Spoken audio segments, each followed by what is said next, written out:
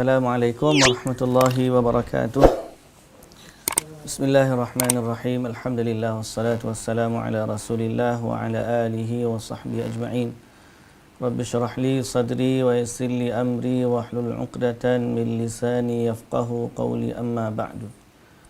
Alhamdulillah, puji dan syukur bagi Allah Subhanahu wa taala, Tuhan sekalian alam. Selawat serta salam atas Nabi junjungan kita Nabi Muhammad sallallahu alaihi wasallam, juga atas ahli keluarga baginda, para sahabatnya dan para pengikutnya yang setia sehinggalah ke hari kiamat. Alhamdulillah. Muslimin dan muslimat yang dirahmati Allah Subhanahu wa taala sekalian, alhamdulillah hari ini kita syukur pada Allah Subhanahu wa taala kerana kita dipertemukan oleh Allah Subhanahu wa taala dalam siri kuliah kita, dalam rangka kita nak usaha memperbaiki diri kita semua kepada apa yang Allah Subhanahu wa taala perintahkan kepada kita. Ingatlah, ketakwaan kepada Allah ialah pada mengikuti perintahnya dan meninggalkan larangannya. Itulah takwa. Bukanlah kita buat apa yang Tuhan tak suruh dan kita tinggal apa yang Tuhan tak larang. Kita dalam agama ni kita nak buat takwa tu sendiri ialah mentaati perintah Allah, mengikut apa yang disyariatkan oleh Allah Subhanahu wa taala. Pernah dalam satu ayat yang kita baca berkaitan dengan amalan orang jahiliyah, sehingga ada sebahagian sahabat pada awal Islam mereka mengamalkannya, iaitu apabila mereka keluar bermusafir, lalu bila tak jadi musafir dia akan balik ke rumah, tapi bila balik ke rumah dia tak masuk melalui pintu depan, dia masuk daripada pintu belakang. Kerana mungkinlah kepercayaan mereka dan adat pada masa tu itulah yang mereka kata baik ataupun adat pada masa tu. Sehingga Allah Ta'ala menyatakan walaisal birru bi an ta'tul buyuta min zuhuriha walakinnal birra man ittaqa wa'tul buyuta min abwabiha wattaqullaha la'allakum tuflihun. Bukanlah termasuk kebaikan bila kamu masuk dari pintu belakang. Sebaliknya albir walakinnal birra man ittaqa. Orang yang buat kebaikan ni orang yang bertakwa kepada Allah. Lalu Allah Ta'ala kata masuklah melalui pintu depan. So Allah tidak mengiktiraf sesuatu dalam kebaikan sebagai kebaikan apabila tidak diperintahkan oleh Allah Subhanahu wa taala. Jadi kita dalam usaha muslimin dan muslimat yang dirahmati Allah nak memperbaiki diri kita semua. Semua daripada akidah kita, ibadat kita, muamalah kita, semua benda kita nak islah, nak perbaiki diri kita. Lalu kita nak berhijrah ataupun nak channelkan kerja buat kita tu sesuai dengan apa yang diperintahkan oleh Allah menerusi ajaran Rasulullah sallallahu alaihi wasallam. Dan inilah yang kita duk baca. Kita baca tentang sunnah-sunnah Rasulullah sallallahu alaihi wasallam dalam sehari semalam. Dan insya-Allah pada penghujung kuliah ni kita akan sebut sedikit tentang amalan sunnah setiap kali masuknya bulan Islam. Bulan barulah, melihat anak bulan. Sebab sekarang ni hari ni adalah hari terakhir Zulqa'dah. Malam ni adalah malam 1 Muharram. Zulhijjah, hari terakhir malam hari Zulhijjah. Pada malam ni masuk 1 Muharram.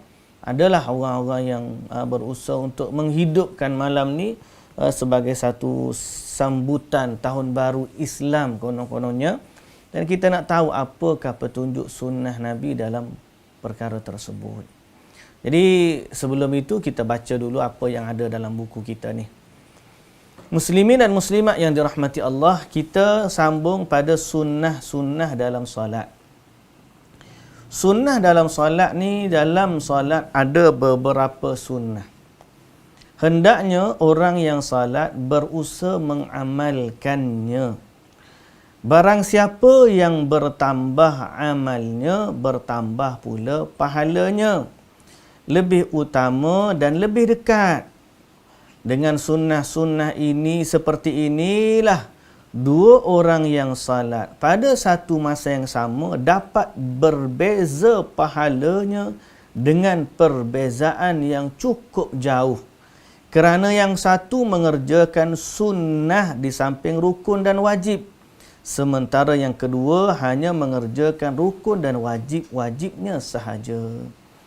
Sebab itu dalam beramal ni, bila kita dapat buat banyak benda yang wajib kita buat, yang rukun kita buat, yang sunat kita buat, maka tentunya pahala lebih banyak daripada orang yang berpada pada yang rukun dan juga yang wajib.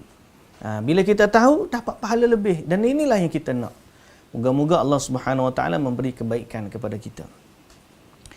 Jadi pengarang kita ni mulakan di antara sunnah salat. Di antara sunnah salat. Baik. Pertama, sunnah sutrah. Ya. Di dalamnya ada beberapa sunnah. Pertama, sutrah ni, sutrah. Salat menggunakan sutrah ni dianggap sunnah. Apa isu sutrah?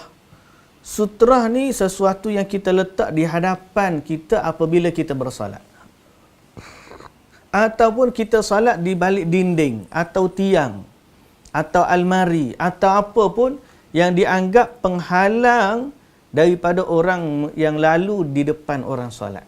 Itu nama dia sutrah. Sutrah disunnahkan untuk imam dan munfarid. Munfarid ni maksud apa? Munfarid ni orang yang salat sendirian. Okey, munfarid ni maksud orang yang salat sendirian.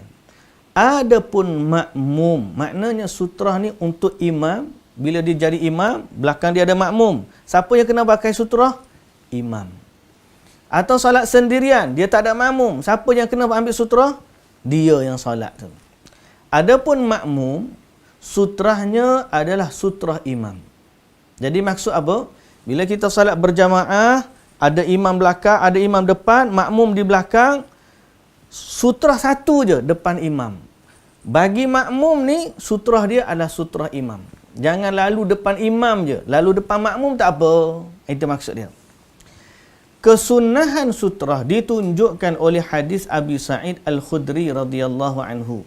Secara marfu', jika seseorang di antara kamu salat kepada sesuatu yang dapat menghalanginya dari manusia. Dan hadis-hadis yang berkaitan dengan sutrah sangat banyak. Nabi SAW bersutrah dengan tempat tidur. Yang tempat katil lah. Kalau ada tempat baring, kan tinggi katil tu, tempat baring tu. Maka Nabi salat belakang dia. Dinding, pangkal pokok, kayu, tombak, binatang tunggangan. Binatang pun boleh. Dia parking, kalau kita parking motor lah. Parking motor kita, salat menghadap motor. Kiblat lah, menghadap kiblat, tapi motor terdepan, jadikan dia sebagai sutrah. Okey. Sutrah ini disyariatkan ketika salat di dalam bangunan atau di tanah lapang. Baik sewaktu bermukim atau musafir. Baik khawatir ada orang yang lewat di depan ataupun tidak. Kita tengok tak ada orang ni. Tak ada orang ni. Kita je. Tetap juga sunat kita ambil sutrah tu. Apatah lagi kalau ada orang. Kita salat di masjid, jangan salat depan pintu. Nanti orang duduk lalu depan kita salat. Kita kurang pahala, dia pun dapat dosa. Sebab lalu depan orang salat. Okey. Kerana hadis-hadisnya tidak membezakan antara di dalam bangunan ataupun tanah lapang. Dan kerana Nabi SAW selalu salat menggunakan sutrah baik pada saat mukim ataupun safar, sebagaimana dalam hadis Abi Juhaifah radhiyallahu anhu. Jadi satu salat sunat ni, sunat dia ambil sutrah. Salat menggunakan sutrah secara umumnya sunat. Dalam yang kedua, sutrah ni pula jauh mana nak ambil. Takkanlah kita salat di depan ni sini, sutrah kita ni ada 10 langkah ke depan. Macam mana? Disunatkan untuk dekat kepada sutrah. Jika salat dekat dengan sutrah, maka disunatkan jarak antara tempat sujud dan sutrahnya adalah seukuran jalan kambing. Mana antara dia sujud, tempat sujud dia dengan sutrah tu, kira-kira kambing boleh lalu. Maknanya lebih kurang sehasta lah. Kurang sehasta. Hampirlah sehasta lah. Jadi maknanya tempat sujud kita depan sikit pada tu letak sutrah. Kurang sehasta pun kira okey. Yang dimaksudkan dengan tempat salat adalah tempat sujud beliau. Di mana Sahal bin Sa'ad As-Sa'idi radhiyallahu anhu meriwayatkan dahulu jarak antara tempat Nabi sallallahu alaihi wasallam salat dan dinding adalah seukuran jalan kambing. Seukuran jalan kambing. Yang dimaksudkan dengan tempat salat adalah tempat sujud. Dalam riwayat Imam Ahmad dan Abu Daud disebutkan jarak antara keduanya adalah 3 hasta, iaitu dalam posisi berdiri. Yang ni kalau kita berdiri, kira-kira 3 hasta di depan, itulah sutrah kita. Pendek kata sekarang ni kalau kira ukuran sejadah tu kan, depan sejadah tu letaklah kita punya sutrah tu. Yang ketiga, disunnahkan bila kita ambil sutrah, disunnahkan mencegah orang yang lalu di depan orang yang sedang salat. Hal ini sebagaimana hadis Abi Sa'id radhiyallahu anhu, Rasulullah sallallahu alaihi wasallam bersabda, jika salah seorang di antara kamu salat menghadap sesuatu yang menghalanginya dari manusia, kemudian ada seseorang yang ingin melewatinya, maka cegahlah pada lehernya. Jika ia menolak, maka lawanlah, kerana bererti ia adalah syaitan. Jadi, kalau kita ni tengah ambil solat, ada sutrah, tiba-tiba ada orang nak lalu, maka disunatkan untuk tahan. Cegah mana macam tahan. Dia nak lalu, kita tahan dengan tangan kita. Allahu Akbar. Tiba-tiba lalu, tahan. Kalau dia nak lalu juga, tekan juga. Jangan bagi dia lalu. Lawanlah. Maknanya lawan tu kuatkan halangan kita. Kerana di saat itu dia adalah syaitan. Maknanya dia maksud syaitan di sini, dia mengganggu salat orang. Dari hadis Abdullah bin Amr radhiyallahu anhu bahawa Rasulullah sallallahu alaihi wasallam bersabda, jika salah seorang di antara kamu sedang salat, maka janganlah ia membiarkan seorang pun lewat di hadapannya. Jika ia menolak, maka lawanlah, kerana bersamanya adalah syaitan. Jadi Nabi suruh kita tegar ataupun kita tegas dalam menahan orang lalu depan solat. Okey, sama ada kita berdiri ke, kita duduk ke, kalau nak lalu, angkat tangan kita. Buat macam tu. Tahan. Jangan pula tunjuk penumbuk ke dia. Tunjuk penumbuk. Bukan kita nak bergaduh. Ada setengah orang dia macam ni. Dia nak lalu kan? Dia nak lalu. Kita pun tahan tangan. Dia ingat kita nak salam kat dia, dia pun handshake tangan kita. La ilaha illallah. Tak faham kita mau. Jadi bukan untuk handshake lah, untuk tahan. Tapi kalau kita nak solat tu, jangan kita tutuplah tangan kita tu, nak bagi dia tu, kita tak nak bagi dia lalu depan. Jangan jabat tangan, boleh jadi juga. Ada kes berlaku tu. Ni kerap juga berlaku ni. Kita tahan. Sebab dia tahan macam ni kot. Tahan macam ni. Dia kena tahan macam Hitler sikit. Tahan macam Hitler. Jangan lalu depan orang solat. Tak boleh. Okey? Kerana ini sunnah. Benda ni jarang orang buat ni. Bila jarang orang buat, orang tak tahu. Siapa yang menghidupkannya, maka dia dapat pahala. Nampak tak? Anak kita kecil, kita main kat rumah. Kadang-kadang orang main solat. Budak kecil pun kita halang. Jangan kata asal dia kecil. Kalau kita tak mampu, dia lari laju. Pak Allah, mak, kita tak sempat nak halang. Itu lain cerita. Tapi kalau dia nampak dia duduk lalu dekat kita, dia nak lalu depan kita, sama ada. Kadang-kadang sama ada. Kita gerak ke depan. Kalau budak kecil sangat, kita tak tahu, kita gerak ke depan. Gerak 1 langkah, 2 langkah. Biar dia lalu tu belakang kita. Tak apa. Lepas dia lalu tu, kita undurlah balik. Pasal dia kecil sangat. Kalau orang tua, kita halang. Atau budak yang kita budak-budak umur 10 tahun, dia dah faham, kita halang dekat tengkok dia, kepala dia, dia pun tertegak. Tak boleh lalu ni, dia tahu. Lepas tu kita salat. Assalamualaikum. Kita panggil adik. Tadi sebab saya buat macam tu, pak cik buat macam tu, sebab tadi adik nak lalu. Bila adik nak lalu, tak bolehlah. Kuranglah pahala solat pakcik. Adik pun dapat dosa sebab Nabi larang kita lalu depan orang solat. Tak boleh. Jadi lepas ni, kalau nak lalu belakang pakcik ni. Jangan lalu depan daripada sutrah tu. Itu tak apa. Cara kita nak memperkenalkan sunnah kepada masyarakat kita. Okey? Di setengah-setengah tempat tu, alhamdulillah hari ni dah ada masjid-masjid yang buat satu apa? Kayu sutrah tu. Dia buat kayu ada tapak, lepas tu tegak macam tu. So kita letak di masjid-masjid untuk memperkenalkan sunnah ni. Memperkenalkan sunnah ni.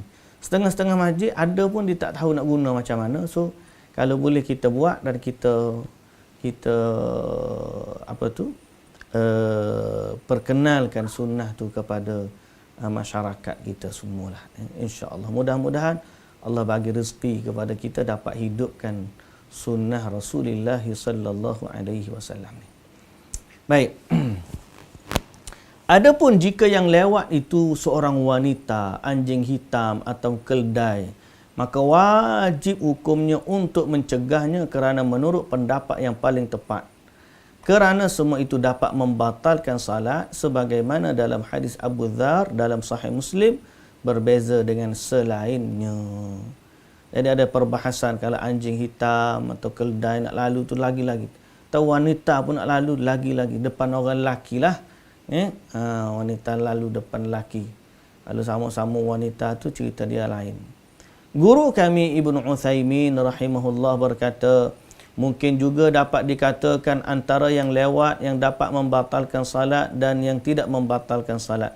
Yang membatalkan salat wajib untuk dicegah.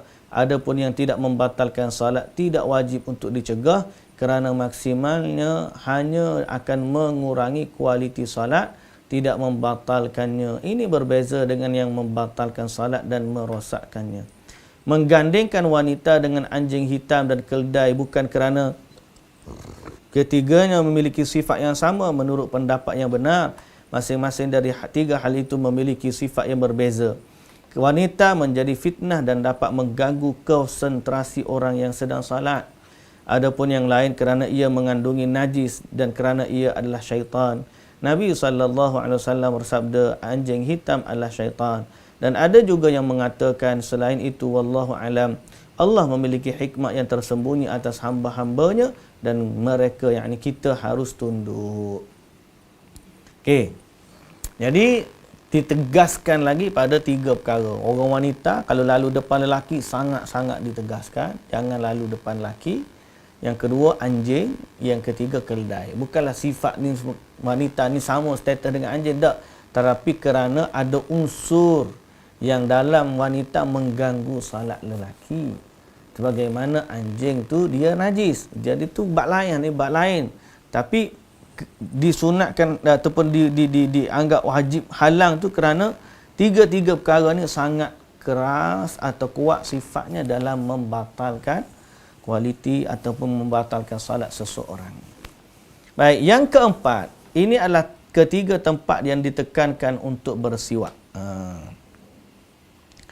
Tempat ketiga yang ditekankan untuk bersiwak. Ini lebih daripada itulah, lepas daripada siwak dah ni.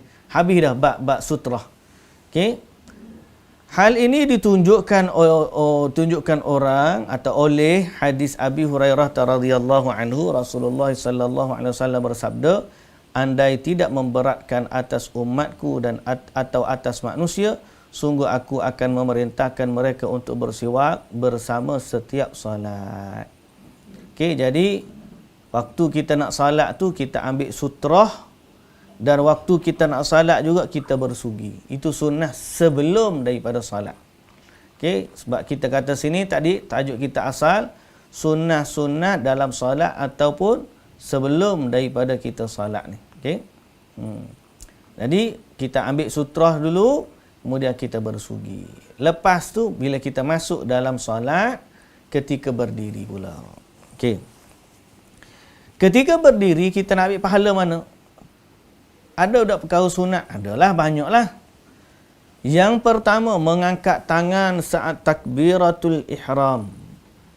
Kena beza. Takbiratul ihram ni lafaz Allahu Akbar. Lafaz tu adalah takbir. Angkat tangan waktu takbir ni sunat. Bererti kalau seorang tu dia masuk salat, Allahu Akbar, boleh ke tidak boleh? Jawapannya boleh. Dia tak angkat tangan, dia pergi Allahu Akbar, mulut saja dia sebut, sudah memadai. Kerana rukunnya adalah takbiratul ihram, ucapan takbir, Allahu Akbar. Tangan ni sunat. Jadi kalau orang ucap saja tak angkat takbir, sah ke tidak salat dia? Sah. Tapi dia rugi kerana mengangkat tangan saat takbiratul ihram termasuk sunnah. Hal ini sebagaimana hadis Ibnu Umar radhiyallahu anhuma bahawa Rasulullah sallallahu alaihi wasallam biasa mengangkat tangannya sejajar dengan bahu, pundak ni bahu ni, jika baginda memulai salat, dan jika baginda rukuk, bangkit dari rukuk, baginda juga mengangkat keduanya sambil berkata sami'allahu liman hamidah rabbana walakal hamdu, dan baginda tidak melakukan itu dalam sujud. Ibnu Hubairah rahimahullah berkata, mereka, yakni para ulama, sepakat bahawa mengangkat tangan pada takbiratul ihram adalah sunnah, bukan wajib. Ini adalah tempat pertama dalam mengangkat tangan saat takbir. Dan ini merupakan kesepakatan para ulama. Adapun tempat-tempat yang lain, maka ia diperselisihkan oleh mereka. Tempat mengangkat tangan yang terdapat dalam dalil ada 4 tempat. Yang pertama takbiratul ihram, Allahu Akbar. Yang kedua waktu nak rukuk, Allahu Akbar. Yang ketiga bangkit dari rukuk, sami'allahu liman hamidah. Yang tiga ini terdapat dalam hadis di Sahih Bukhari dan Muslim dari Ibnu Umar sebagaimana keterangan yang telah lalu. Adapun yang keempat, iaitulah bangkit dari tasyahud awal. Ini Allahumma salli ala Muhammad, tasyahud awal naik, Allahu Akbar, lepas tu angkat. Ini juga disebutkan dalam hadis Ibnu Umar dalam Sahih Bukhari. Jadi sunat perbuatan ketika kita masuk berdiri ni, angkat takbir waktu takbiratul ihram. Begitu juga angkat takbir waktu nak rukuk. Angkat takbir, bukan angkat takbir, angkat tangan. Takbir tu ucapan dia, angkat tangan waktu kita takbiratul ihram. Angkat tangan waktu kita nak rukuk. Angkat tangan waktu kita bangkit daripada rukuk. Dan angkat tangan waktu kita naik daripada tasyahud awal. Ini sunnah. Ini sunnah. Yang kedua, dalam bab ni juga disunnahkan saat mengangkat tangan, posisi jari dalam keadaan terbuka. Tidak dirapatkan. Buka macam biasa. Allahu Akbar. Hal ini sebagaimana hadis Abi Hurairah radhiyallahu anhu, baginda Nabi sallallahu alaihi wasallam jika salat, baginda mengangkat kedua tangannya dalam keadaan terbuka. Buka macam ni dan buka meregangkan tangan. Allahu Akbar. Buka macam ni lah. Bukan angkat tangan macam ni ke macam ni, tak ikutlah macam mana lah. Tapi Nabi angkat kedua tangan, buka, nampak tapak tangan dan menghadap ke arah kiblat. Allahu Akbar. Okey. Sebagaimana hadis riwayat Imam Ahmad. Yang ketiga, disunatkan mengangkat tangan sampai pada ukuran yang terdapat dalam sunnah. Hadis-hadis dari Nabi SAW menunjukkan ada dua. Tengok ni. Ada dua had. Ada dua tempat yang disunatkan untuk angkat tangan. Dua had. Yang pertama, dalam hadis Sahih Bukhari dan Muslim dari Ibnu Umar disebutkan sampai sejajar dengan bahu.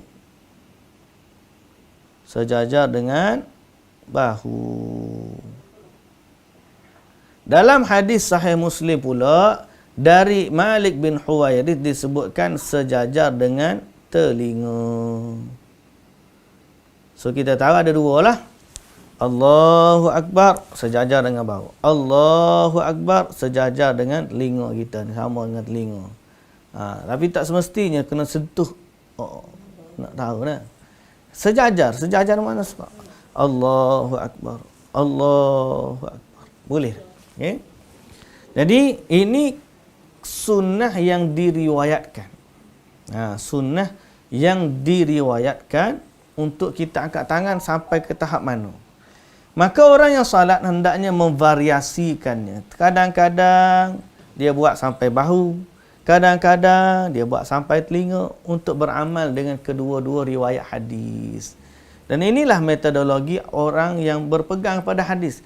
Kalau ada dua riwayat yang dia boleh cantumkan, kadang-kadang buat macam ni, kadang-kadang buat macam ni, it's okay. Selama tidak bertentangan antara satu dan lain dan tidak membatalkan salat dia. Baik, itu yang ketiga yang ketiga. Dan saya pesan juga janganlah sampai kita memperlekehkan orang yang angkat tangan sampai ke bahu. Bila kita dah salat sampai telinga, jangan pelekeh orang salat sampai ke bahu dia angkat. Sebab ada dalam riwayat hadis pun. Ni ada ustaz tu, dia bila orang angkat tangan Allahu Akbar sampai ke bahu, dia kata ni Batman punya. Macam Batman dia kata. Saya katakan, kalaulah sampai ke tahap itu, dia telah mempersendakan batasan takbir yang telah diamalkan oleh Nabi sallallahu alaihi wasallam. Baik, yang keempat, disunatkan bagi orang yang salat setelah takbiratul ihram meletakkan tangan kanannya di atas tangan kiri. Allahu Akbar. Habis takbir, tangan kanan letak atas tangan kiri. Hal ini termasuk disepakati oleh para ulama sebagaimana yang dinukil oleh Ibnu Hubairah rahimahullah al-Jami'. Rahimahullahul Jami'. Okey, dalil-dalil akan datang nanti. Yang kelima, disunatkan menggenggam tangan kiri dengan tangan kanan. Jadi bila letak tu, ada riwayat letak dan ada riwayat dia pegang sikit. Genggam tu maksudnya dia pegang macam Allahu Akbar, dia genggam. Genggam. Bukan pegang macam ni terus lah, ada genggam sikit. Mempegang lah Allahu Akbar. Dia sifat dia pegang tangan kiri kanan ni, pegang tangan kiri. Okey. Dalam tata cara meletakkan tangan kanan di atas tangan kiri, ada dua versi. Disunnahkan bagi orang salat memvariasikan dua tata cara tersebut. Yang pertama, meletakkan tangan kanan atas tangan kiri sebagaimana hadis Wa'il bin Hujur radhiyallahu anhu. Dia kata, aku lihat Rasulullah sallallahu alaihi wasallam jika salat baginda letak tangan kanan atas tangan kiri. Kemudian dalam riwayat yang lain meletakkan tangan kanan atas zira'. Zira' ni antara pergelangan tangan sampai siku, boleh letak mana-mana. Hal ini sebagaimana hadis Sahal bin Sa'ad radhiyallahu anhu, orang-orang dahulu diperintahkan agar seseorang meletakkan tangan kanannya di atas zira' kirinya dalam salat. Maka hendaknya dia terkadang mengerjakan yang ini dan yang itu, memvariasikannya. Jadi ada tapak tangan, ada zira'. Sebab tu dalam kelas kami, guru kami Syekh Sa'ud Al-Jarbu', dia kata apa? Sebaiknya kita letak tengah-tengah sebab zira' pun masuk, tapak tangan pun masuk.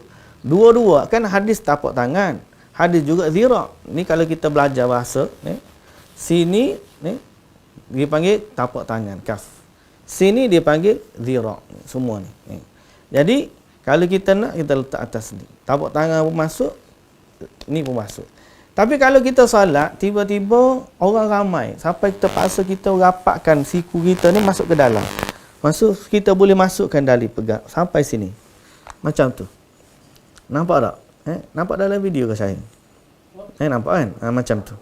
So kalau kita kata, kita orang selesa, terimam Allahu Akbar, macam tu pada boleh. Maknanya siku kita tu ada, dia punya sayap tu keluar sikit. Macam itulah kan. Tapi kalau kita ramai-ramai, kita salat, mungkin kita nak rapatkan sikit masuk dalam. Sampai kata kalau kita kata sempit sangat, kita kena sampai situ, boleh.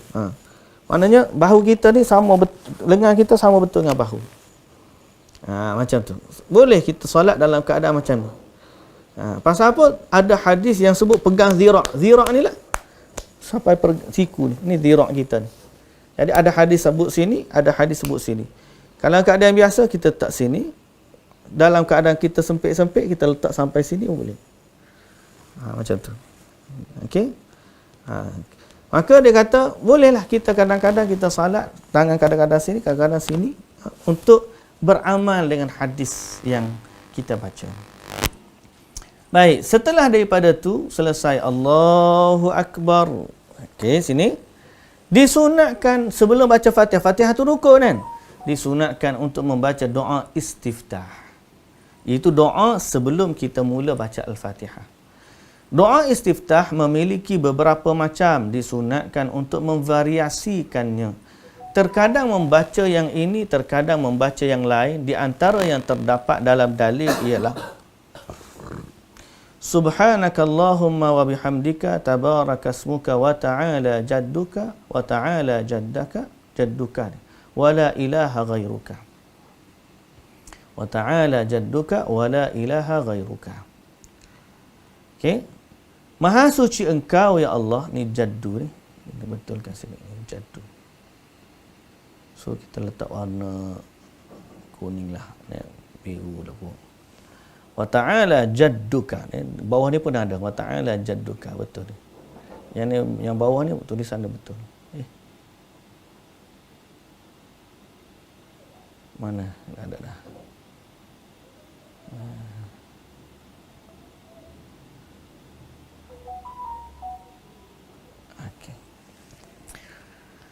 Maksud dia, Maha suci engkau ya Allah dengan pujian kepadamu, Maha suci namamu dan maha tinggi kedudukanmu, tidak ada yang berhak disembah melainkan engkau.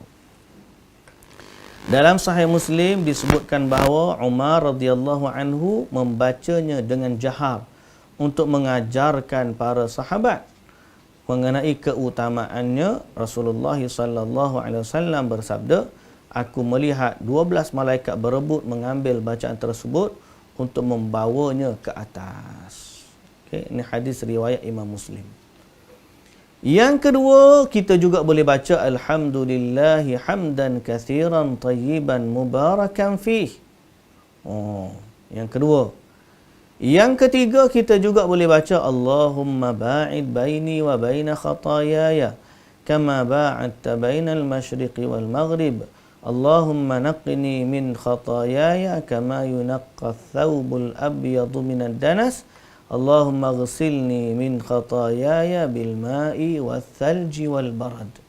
Doa ni tuan-tuan boleh ambil nanti dalam sahih, dalam Hisnul Muslim. Boleh ambil. Okay, maksud dia, ya Allah jauhkanlah antaraku dan kesalahan-kesalahanku sebagaimana engkau jauhkan jarak antara timur dan barat. Ya Allah, bersihkanlah diriku dan kesalahan-kesalahanku seperti pakaian putih yang dibersihkan dari noda. Ya Allah, cucilah diriku dari kesalahan-kesalahanku dengan air ais, air dan juga embun. Yang keempat, kita juga boleh baca Allahu Akbar kabira walhamdulillahi kathira wa subhanallahi bukratan wa asila. Maksud dia, Allah Maha Besar, pujian yang banyak hanya milik Allah, dan Maha Suci Allah baik di pagi dan di petang hari. Jadi mengenai keutamaan zikir yang kedua ni ataupun yang keempat dah ni, Nabi SAW kata, aku takjub dengannya dibukakan untuknya pintu-pintu langit. Sebagaimana hadis riwayat Imam Muslim. So ada doa-doa lain yang telah disebutkan dalam perbahasan sunnah qiyamul lail. Kita dah baca berkaitan dengannya. So sunat kita baca lepas daripada istiftah ni. Lepas istiftah kita baca doa isti'adzah. Isti'adzah ni maknanya minta perlindungan kepada Allah daripada gangguan syaitan. Isti'adzah hukumnya sunnah, disunnahkan juga untuk memvariasikan bacaan isti'adzah. Di antaranya boleh baca a'udzu billahi minasyaitonir rajim. Dan inilah lafaz yang dipilih oleh majoriti ulama. Sesuai dengan firman Allah dalam surah An-Nahl, Allah Taala sebut, fa idza qara'tal Qur'ana fasta'idz billahi minasyaitonir rajim. Jadi kita pun tambahlah a'udzu billahi minasyaitonir rajim. Sebab Allah Taala perintah macam ni. Jadi majoriti ulama dia suka lafaz a'udzu billahi minasyaitonir rajim kerana inilah lafaz yang Allah Taala kata berlindunglah dengan Allah minasyaitonir rajim. Okey. Kemudian doa yang kedua selepas daripada billah ni ditambah sifat bagi Allah.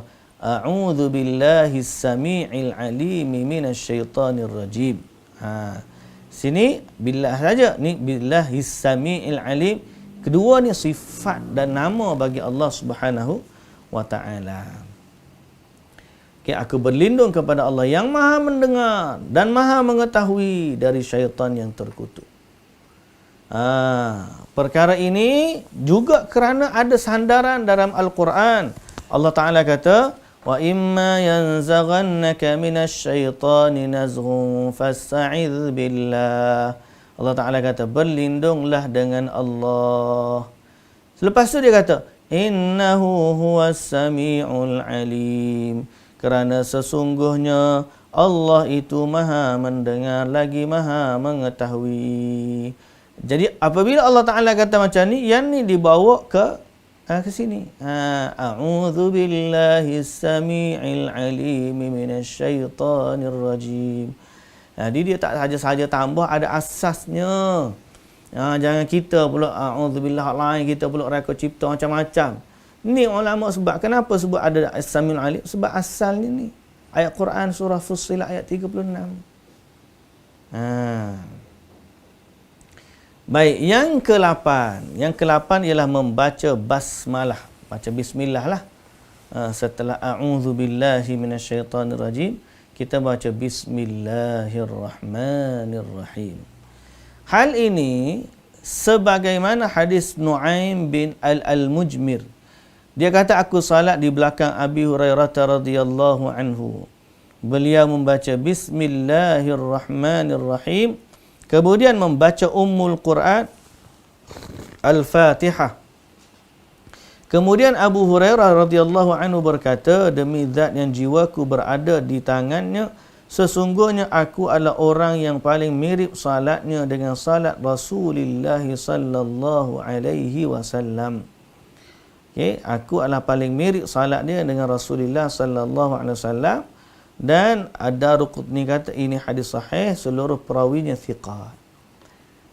Tinggal saja kalau mazhab Syafi'i dia baca kuat.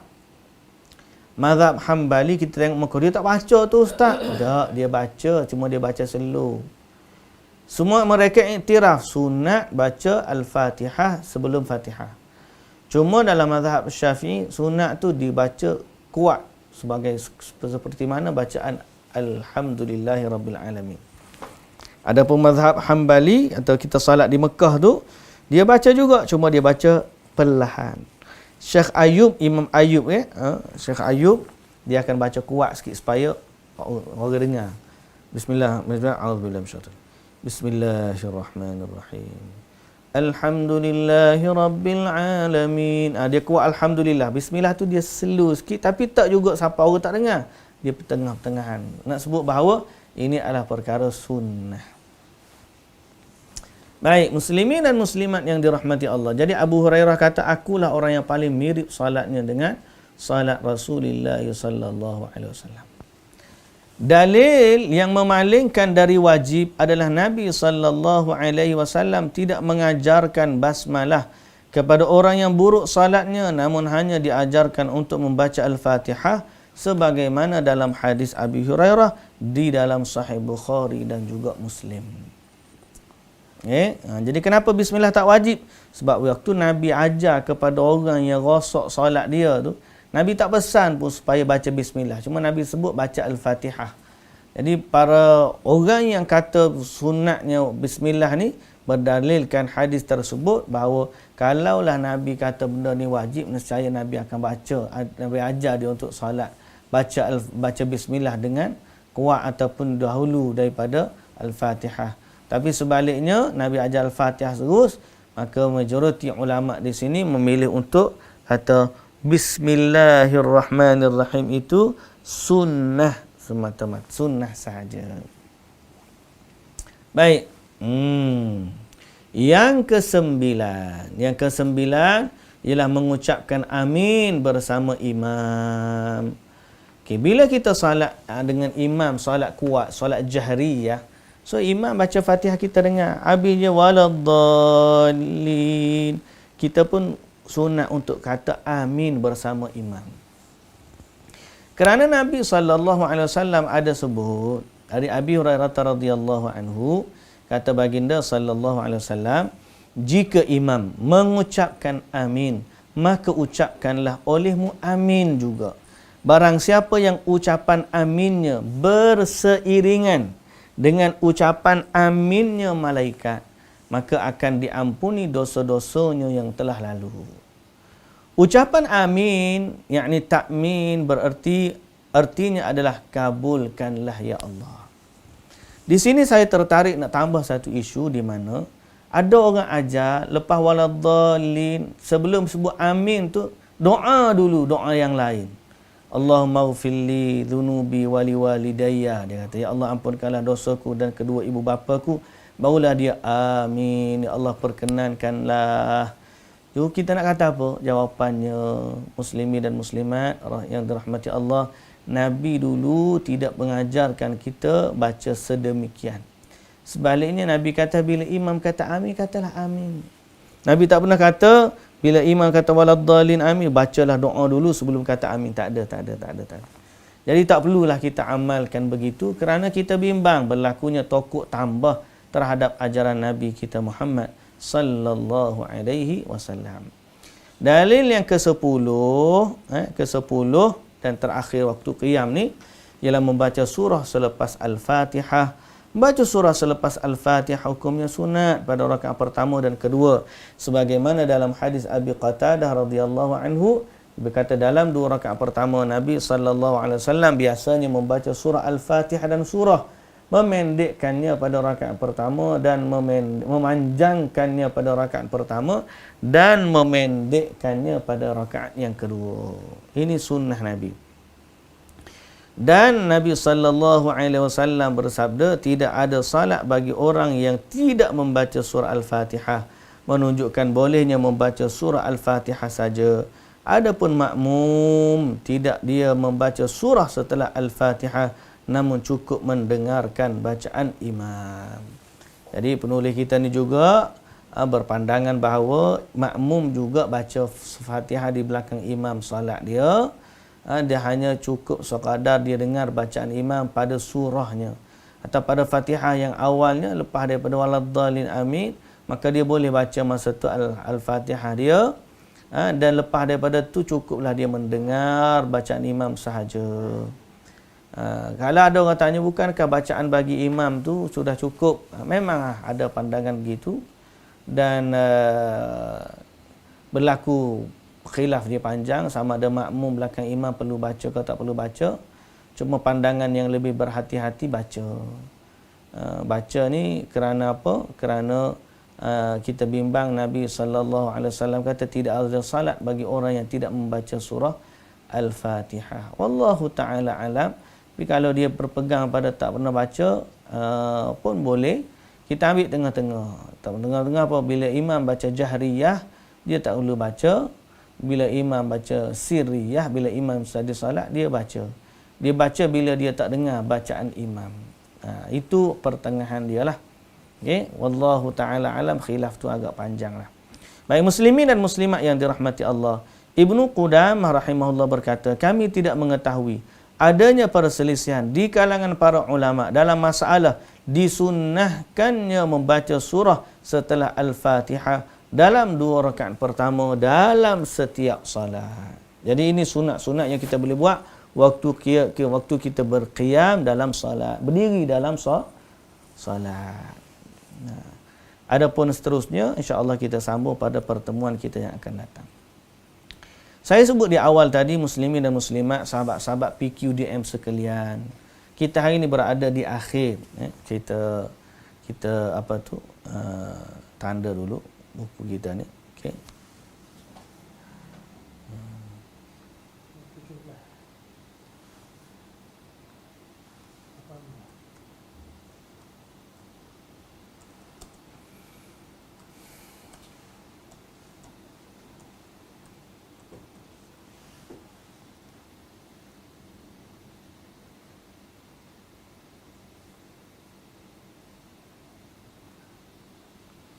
Okey, muslimin dan muslimat yang dirahmati Allah Subhanahu wa taala sekalian. Tadi saya dah sebut sikit tentang awal Muharram ni lah. So awal Muharram ni cerita dia dia salah satu daripada bulan haram dan dia sangat besar kedudukannya di sisi Nabi sallallahu alaihi wasallam. Sehingga kalau Zulqa'dah orang pergi berjalan haji, orang dah sampai ke Mekah, Zulhijjah orang buat ibadat haji, maka Muharram adalah bulan selepas haji dan dia bulan haram. Dia adalah bulan yang agung, disunatkan kita banyak berpuasa di dalamnya. Tapi sebenarnya bukanlah dia pada zaman Nabi dulu dianggap sebagai satu awal tahun baru Islam. Sebab sambutan begitu sememangnya tidak ada asasnya dalam agama. Kerana agama kita tidak menyambut tahun baru. Sebaliknya agama kita menyambut Idul Fitri dan Idul Adha. Kerana dahulu daripada kedua hari raya ini adalah pesta ibadah yang sangat agung.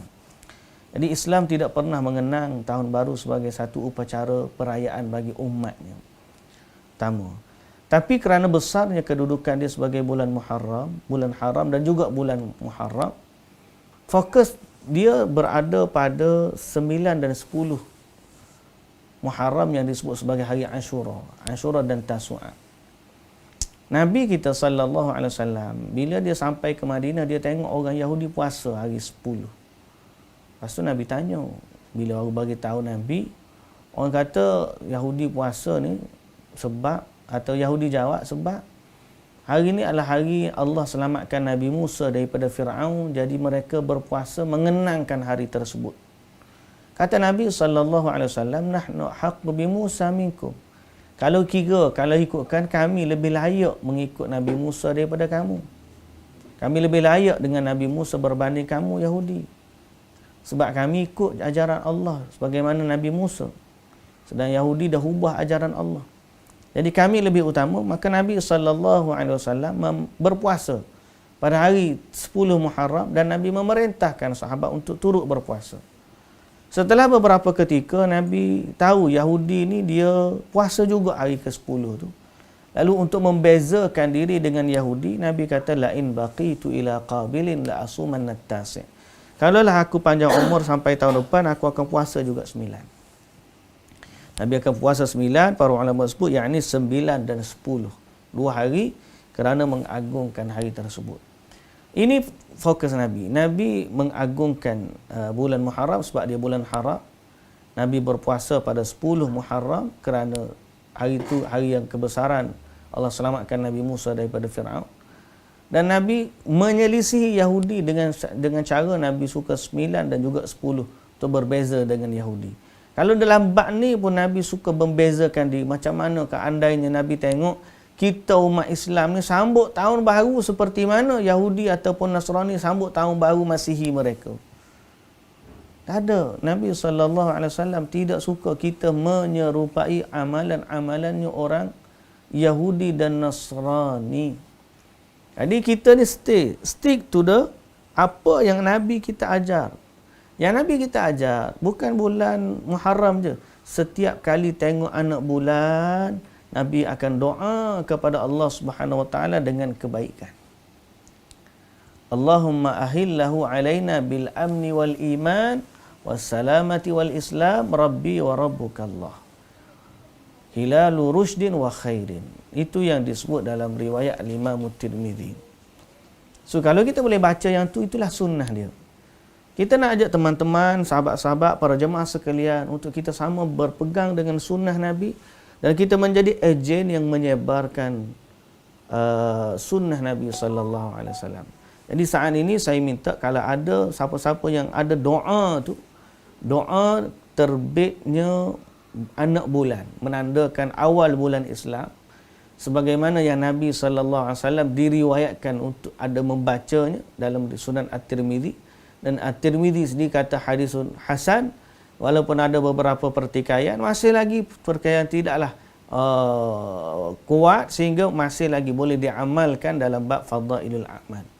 Jadi kita kata siapa-siapa yang ada kempen lah untuk doa ni. Banyak sekarang ni masjid-masjid dia sedang kempen untuk doa akhir tahun dan doa awal tahun. Padahal doa akhir tahun dan doa awal tahun bukanlah satu ibadat spesifik yang diajar oleh Nabi. Nak doa boleh doa. Esok boleh doa, hari ni boleh doa. Bahkan kalau kita nak doa, bukan setahun sekali yang cari macam ni. Setiap minggu kita diberikan hari doa mustajab oleh Allah, itulah hari Jumaat. Setiap Jumaat kita perbaharui. Setiap Jumaat kita perbaharui. Azam kita dan kita doakan. Inilah yang sunnahnya.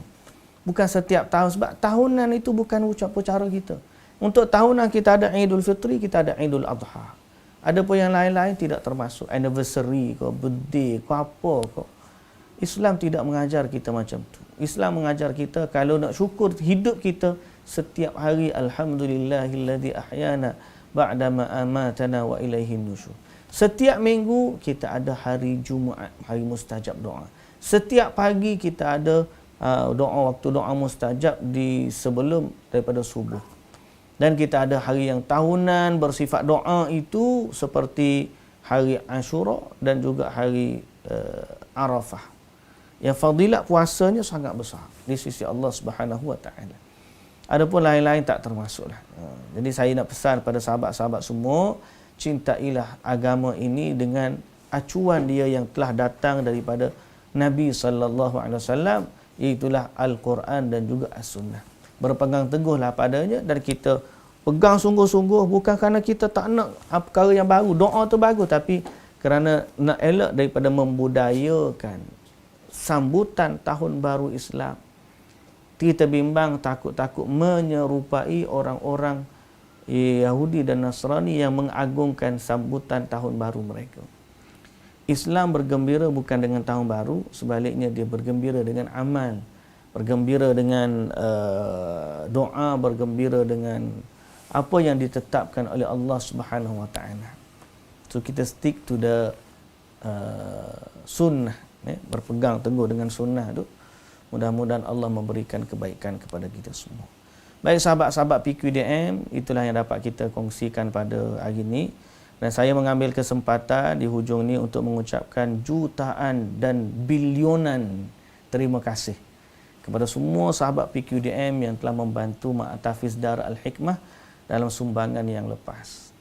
Dan insya-Allah, walaupun PQDM sudah pun menutup tabungnya, saya nak mengajak semua sahabat-sahabat PQDM untuk terus bersama membantu kami di Mak Tafiz Dar Al-Hikmah ini, mungkin untuk siri-siri yang seterusnya, ataupun terus langsung kepada pihak sekolah untuk sama-sama kita menggerakkan lagi usaha kita membina generasi Al-Quran. InsyaAllah.